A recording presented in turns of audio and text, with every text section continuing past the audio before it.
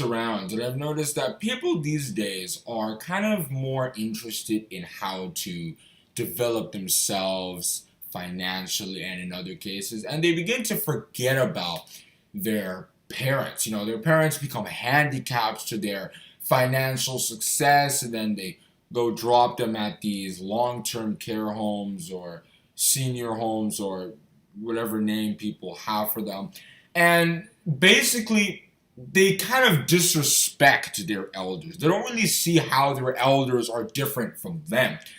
But we should understand that our elders do deserve a bit of respect. In fact, it was even said in the Bible that we should, rise in the presence of a hoary head and honor the face of the old man in Leviticus chapter 19, verse 32. It doesn't mean that when our elders come in, we have to actually get up. Not necessarily. It's just we have to consider them as elders, as people who are older than us, wiser than us, and even financially, they were before us. So they built the economy that we're going into.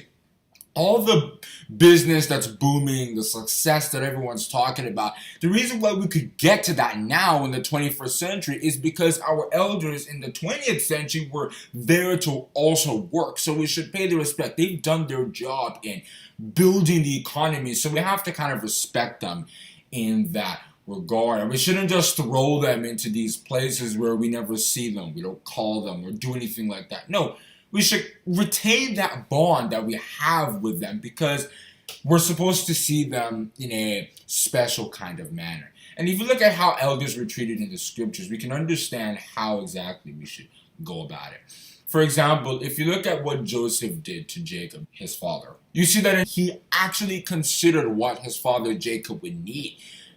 Joseph was the governor of Egypt, so he had access to all the resources. So he made sure that his father would have enough food and land in order to live and also have room for, the plan of God concerning a nation will come out of you and all that to continue. So he essentially considered the needs of his father, which is very important. If you also look at what Ruth did to Naomi, Naomi was an elderly woman, and elderly people are kind of weak. They're not how they were in their prime.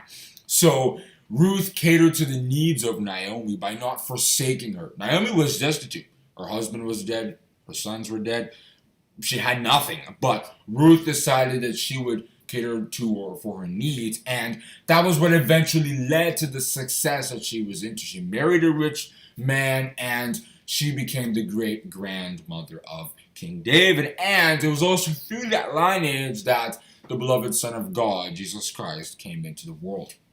So essentially, the point of this short video is that we're supposed to honor our elders, pay them a little respect, and not consider whatever we're doing in our lives as to be more important than them. Yes, we're the generation that's supposed to build the future economy, but we should always remember those who have been there before us, and you set up what we are enjoying in our lives, both physically and, more importantly, spiritually. So hopefully we all keep it in mind so that our elders can be like crowns on our head.